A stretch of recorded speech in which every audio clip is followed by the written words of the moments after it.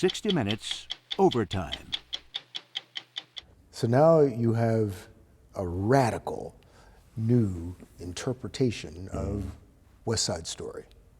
They call it the West Side Story for the 21st century. Who calls it that? Evo. Oh, he calls it that. Okay, that's Yeah. fine. The director's allowed to call it that. Why do we need a new version of Oh, because West what Side keeps Story? the theater alive is reinterpretation. The thing that essentially is different between, let's say, theater and movies or television is that it's changeable. Each generation brings new ways of looking at a play. Not to mention new actors. Even within a year, an actor is replaced and the show feels different because the actors. What's great about the theater is it's a living organism, whereas movies and television are as if in amber.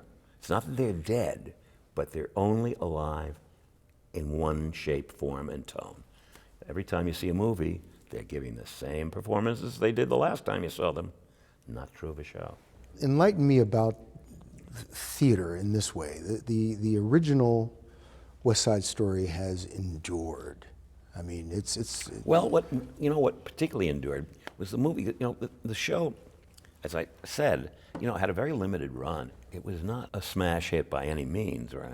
So, so it's endured, I think, because the movie made it popular. The movie was a huge hit, and suddenly everybody thought the tunes were hummable. They hadn't before then. The movie made all the change in the world, and so you mean we look back on 1957 through rose-colored glasses? You got it exactly. Is this a positive evolution for Broadway? Well, I don't think so. I don't think it's part of an evolution for Broadway. This is a particular directorial style that Evo has used before, applied to this piece, and it's a new interpretation. And God willing, in a few years there'll be another new interpretation. A play or musical lives on by its reinterpretations. Now, this interpretation is rough and raw and brutal. Much more so than the original. Are you comfortable with those changes? Oh yeah, I love it. Sure. Everything that's happened since 1957 in the world, and certainly in the entertainment industry, where four-letter words are, a common practice all the time, and much more violence on the screen, eyes being gouged out.